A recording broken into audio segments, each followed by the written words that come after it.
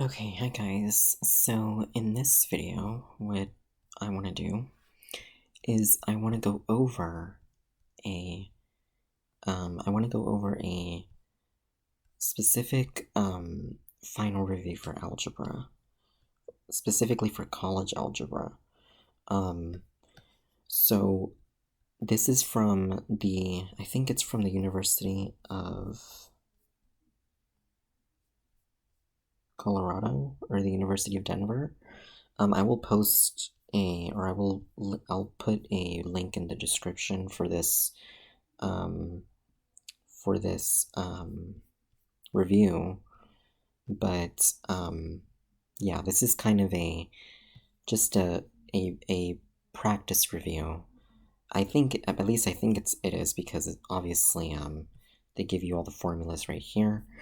But anyways, we're gonna go ahead and get started. The first one was already it was already I had completed it, and I didn't. The thing is, I was having trouble with my with recording, so and it was just being very laggy. But I'm gonna briefly explain this first one. So it says, what is the slope of the line y equals 3?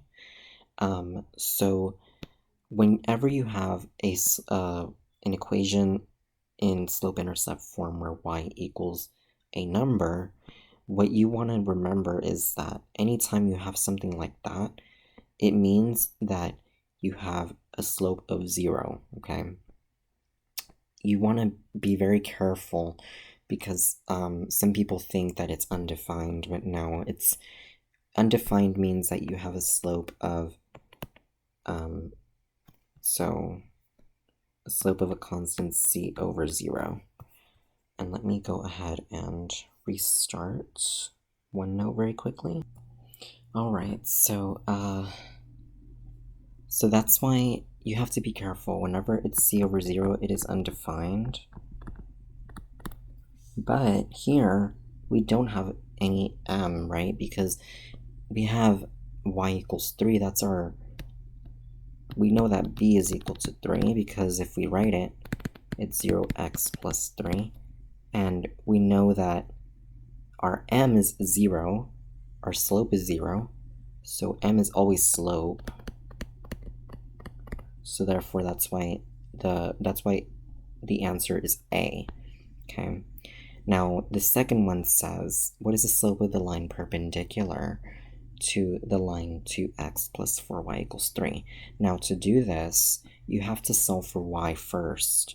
This gives you y equals, and you have 3/4 minus 1/2 x, because 2/4, okay, so it's 1/2 x because 2/4 simplifies to 1/2, right? So you want to make sure that you remember that, and so that's why so when you solve for y, you get this, right? And anytime it asks you for the slope perpendicular to that, so if m equals a over b, then the perpendicular slope will be negative b over a. So our slope is negative 1/2, obviously, because if we rewrite this, we get y equals negative 1/2 x plus 3/4, and this is our m, right? So if we think about it, a equals negative 1, b equals 2, so therefore m, the perpendicular m, will be negative the quantity, and it's going to be negative b over a. So, or actually, it's going to be b over a because it's negative. We already put the negative there. So we have negative the quantity, and it's going to be 2 over negative 1. So that means we're going to get negative of negative 2, which is equal to 2. So the slope of the line perpendicular to this line will be 2, and so the answer is D. Okay. All right. Find the exact value of the logarithmic expression log base 3 of 9. This is number 3. Okay, so remember this rule.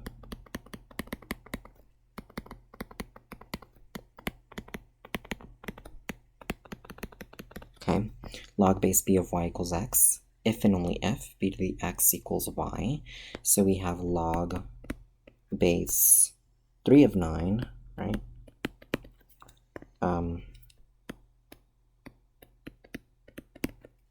And again, this exam, it's not one that I created. This is from the University of, I think it's from the University of Denver. So yes, this is not something that I created. This is from a university specifically. Okay, so log base 3 of 9 equals, and so we know that b equals 3 and y equals 9, and we want to know what is x, because obviously this is equal to something, right? We don't know what that is, so that's why we want to find x, okay? So the way that you do this is, we know that b to the x equals y, so that means that 3 raised to the x power is going to be equal to, because b is 3 and then to the x power, and it's going to be equal to y, and we know what y is. Y is 9, right? So 3 to the x power is 9. Now you ask yourself, what power do I have to raise 3 by to get 9? Well, if you think about it, 3 to the x equals 3 squared, right? Because 9 is 3 squared, right? 9 equals 3 times 3, which equals 3 squared. So x equals 2. So that means that log base 3 of 9 equals 2, because 3 squared equals 9, right? So your answer for this one, and you have to be careful, because what you are solving for is x. So your answer for this one is 2. It's B. All right. Write the logarithm. So number 4 says, write the logarithmic function log base 5 of a equals b in exponential form. Again, log base b of, and let me actually color code this time. So we have y equals x if and only if, and we have b raised to the x equals y. Okay, so now we have log base 5 of a equals b. So that means log base 5 of a equals b, right? And we want to write this in exponential form. We know that our base here, this is our base. So if we say log base c of a equals b, that means that this is if and only if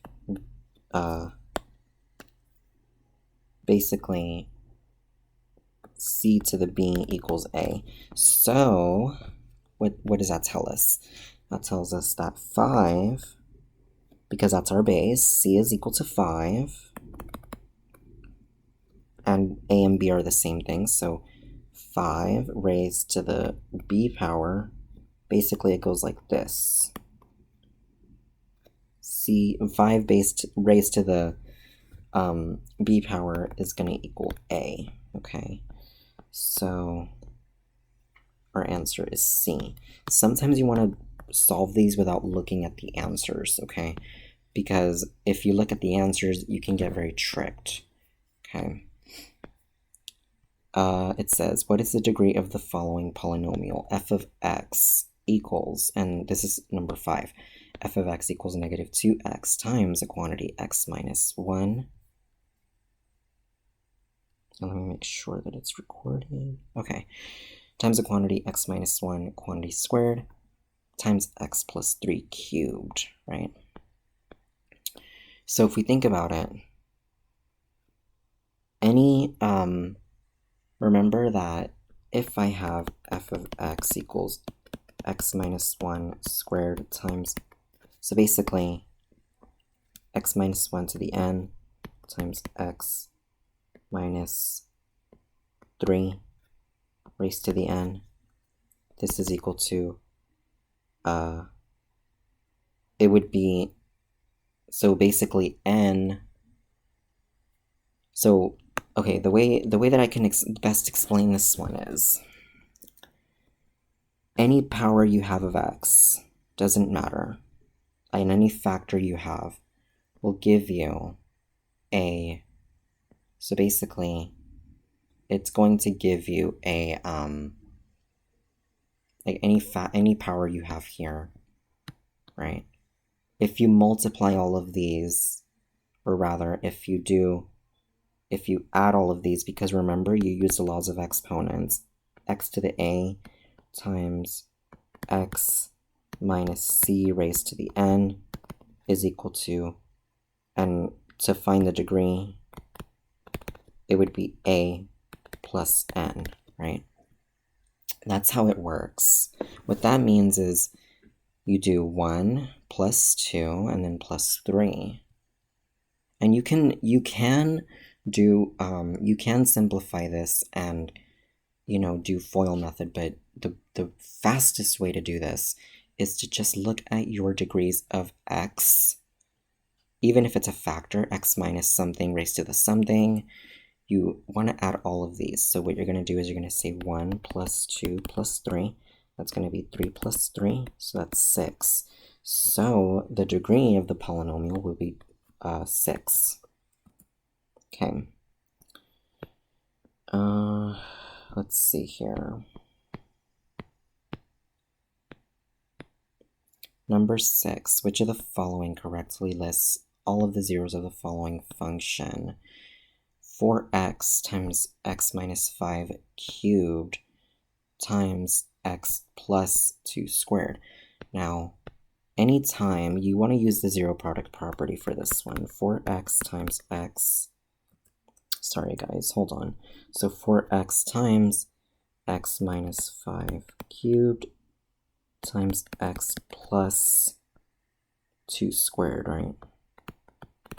Now this is very similar to if I say 4x times x minus 5 times x plus 2 equals 0. You want to use the zero product property. What does that say? That says that if x minus c times x minus d equals 0, or rather plus or minus, then x equals, so basically x plus or minus c equals 0, or x plus or minus d equals 0. That means that x equals plus or minus c, or x equals plus or minus d, right? Now, you want to go ahead and say, so basically, any terms you have here, you want to use the zero product property. 4x equals 0.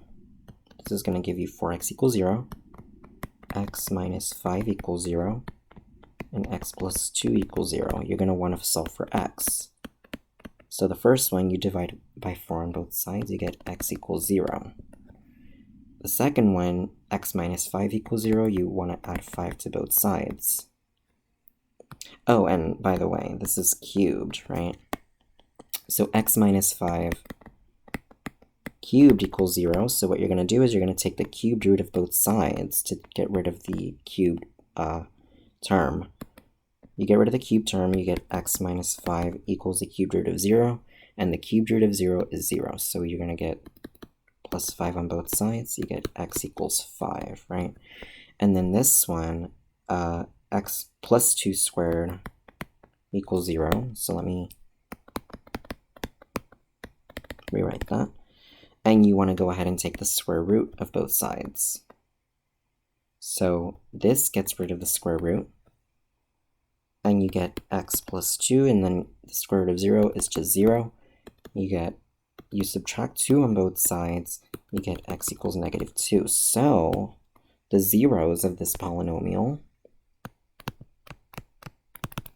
are x equals 0, x equals 5, and x equals -2. Sometimes I'll ask you to do it in order, but you don't have to, as long as you state the zeros, okay? So these are your zeros. So based on these answers, the one that best matches with this is B, okay?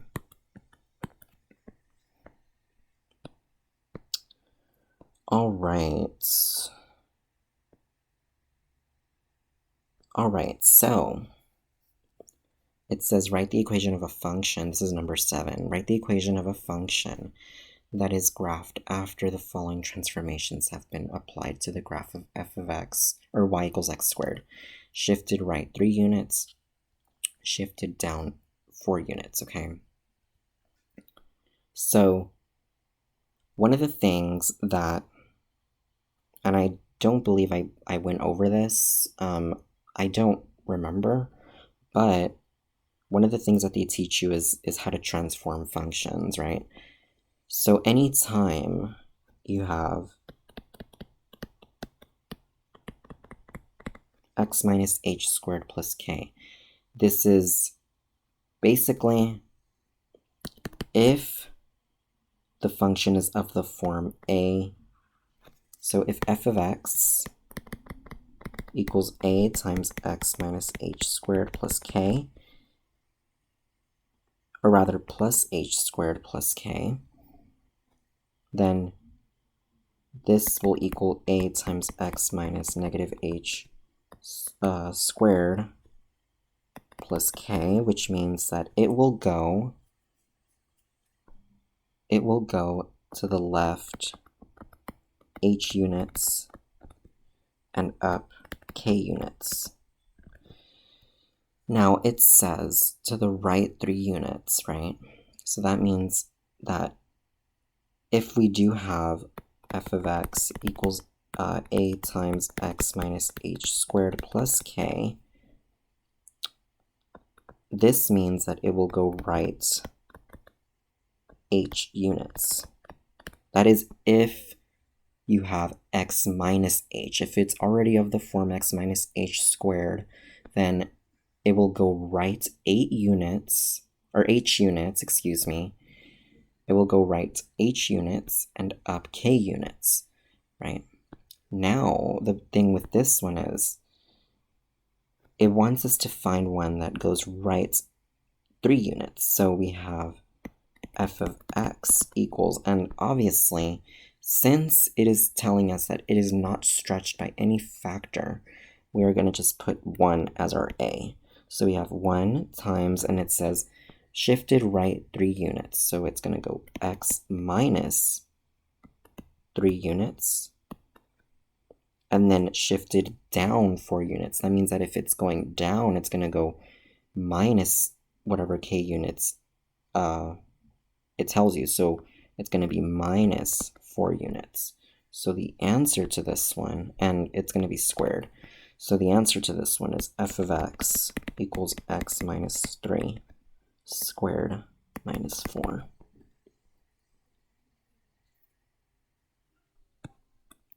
It's B. Okay. All right, so identify the domain and range, or the domain of the following function, right? Now, this one is a special kind of function. It is a rational function. So the domain, remember, and I don't know if anybody has seen my previous videos on how to find domain and range of rational functions, but you always want to say that the domain is all real numbers such that, so if you have a over x minus h, the domain will be all real numbers such that x does not equal h, okay? So for this one, you want to set x minus 3 not equal to 0, right? Because we would say x minus h does not equal 0, so x does not equal h.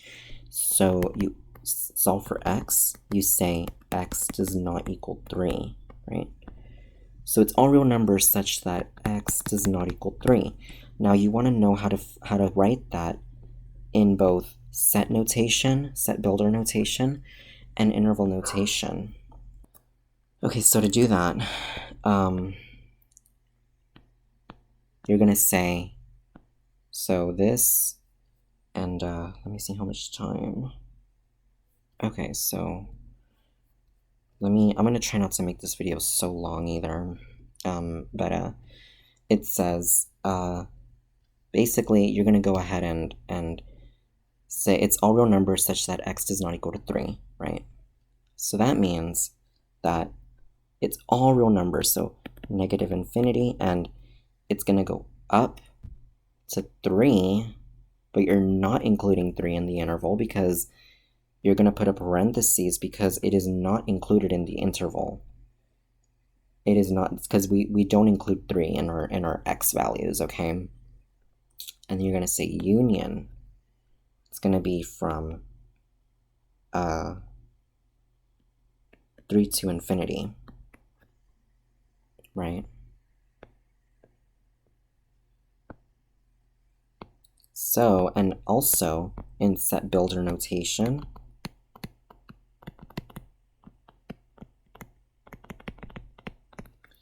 it is x such that x does not equal 3, right? And you would put this in brackets. That's how you would write it in interval notation, or in set builder notation, excuse me. So your answer would be from negative infinity. So basically it will be C, right? So that's your answer. Okay, now it says find the solution set of the absolute value of 3x minus 2 equals 4.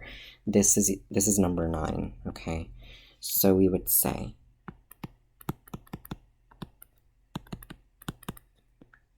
the absolute value of 3x minus 2 equals 4, and this means that 3x minus 2 equals 4, or 3x minus 2 equals negative 4, because we have to remember when you have ax plus b, the absolute value of ax plus b equals c, that means ax plus b, basically plus or minus b, because that's how it is, equals c, or ax plus or minus b equals negative c.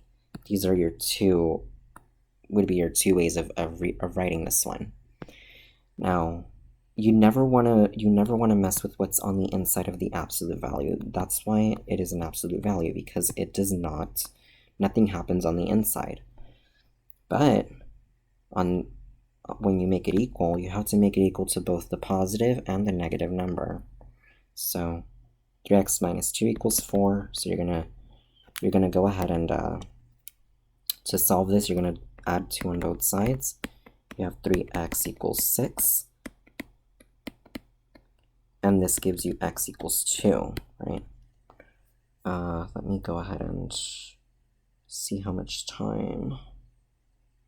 Okay. And then for this one, you have plus 2 on both sides. It's the same thing. It's just a negative number. You get 3x equals a negative 2, because negative 4 plus 2 is negative 2. And then you divide by 3 on both sides, and you get x equals negative 2/3. Now, you want to try and check your solutions, right? Because sometimes it will give you an extraneous solution. What an extraneous solution is a solution that does not satisfy the equation. So you're going to check x equals 2. So you're going to say 3 times 2 minus 2, the absolute value of 3 times 2 minus 2, is that equal to 4? You're going to go ahead and solve the inside, so you have 6 minus 2, the absolute value of 6 minus 2 equals 4. Then you get the absolute value of 4 equals 4, so then 4 equals 4, so x equals 2 is a solution. And then you're going to do negative 2/3. So you're going to say the absolute value of 3 times negative 2/3 minus 2 equals 4. So that gives you, so basically these two cancel out. You get negative 2 minus 2, the absolute value of negative 2 minus 2 equals 4. This gives you the absolute value of negative 4 equals 4. 4 equals 4, so you're done. So basically your solutions are x equals 2 and x equals negative 2/3.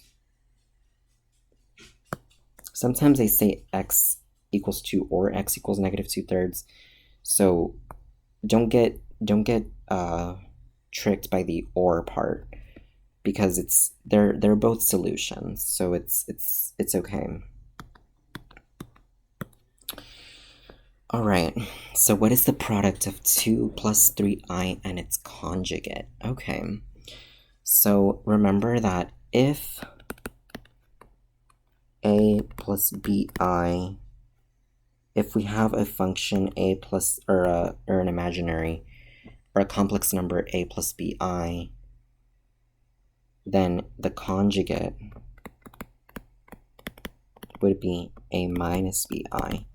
So therefore, this will be, so we have 2 plus 3i, so the conjugate would be 2 minus 3i. Now it's saying what is the product of 2 plus 3i and its conjugate. So what we have to do is we have to multiply these two. 2 plus 3i times 2 minus 3i. And to do this, you want to go ahead and do FOIL method. So you have 2 times 2, that's 4, times 2 times negative 3i, that's negative 6i, and then 3i times 2, that's 6i plus 6i, and then 3i times negative 3i, that's minus 9i squared. Now, you have to be careful. These two cancel out, yes, but also you have 4 and then minus 9i squared. You want to make sure that you simplify the I squared. Remember that I is equal to the absolute, or the square root of negative 1. So I squared will be equal to the square root of negative 1 quantity squared, which is negative 1. So your answer will be 4 minus 9 times negative 1, which is 4 plus 9, which is 13. So your answer is B, 13. Okay. All right. How much time do I have left? Okay, so about 2 minutes. Let me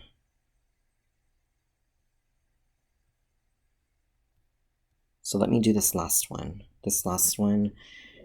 Because I only want to make this 30 minutes per video, so I don't want to make it like too long. Okay, so this is the last one that I'm going to work on for this video.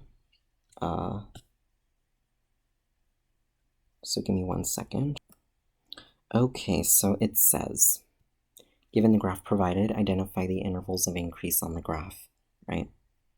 We have this graph here, and what we're going to do is we want to go ahead and look at where the graph is increasing. Where is it going up? Where is it rising? If we look here, it's rising over here, and it's also rising over here, right? So it is rising at the points, so basically from 2 to 0. So however, notice that there's a closed interval here. So basically,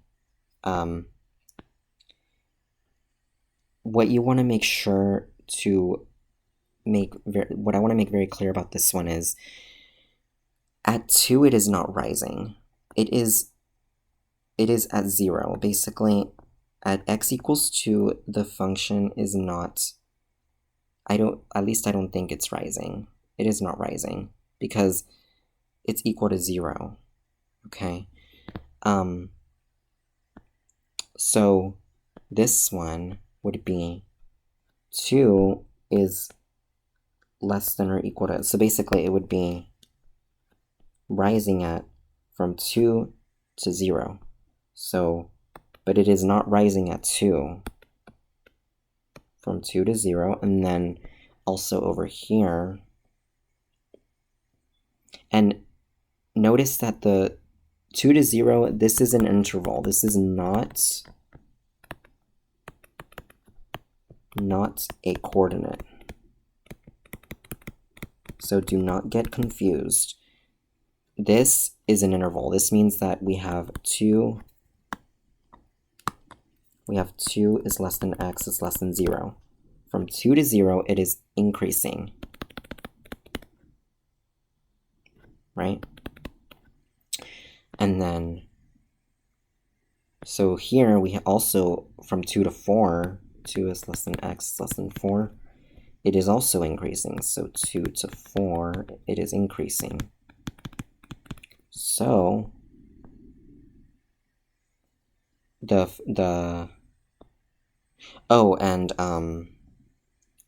because this is at the negative x axis here, it would be negative 2 to 0, right? Because you want to look at your x values. These are your x values of interval. This is x1, this is x2, and over here this is x2 and y2, right? Or basically x2, x1, this is also x1 and x2, right? So here it would be 2 is less than x is less than 4 as well, would be increasing. So where the intervals are increasing would be 2 from 2 to 0, right? Or rather negative 2 to 0, because it's negative over here on the negative x-axis, union 2 to 4.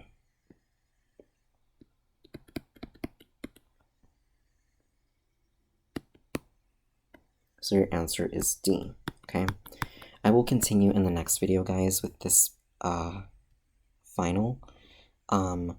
Please leave a like, and if you have any questions, please comment down below. But yes, I am going to stop it right here because I don't want to make this video extremely long. But I will continue in the next video. Thank you so much for watching, guys, and I will see you guys shortly.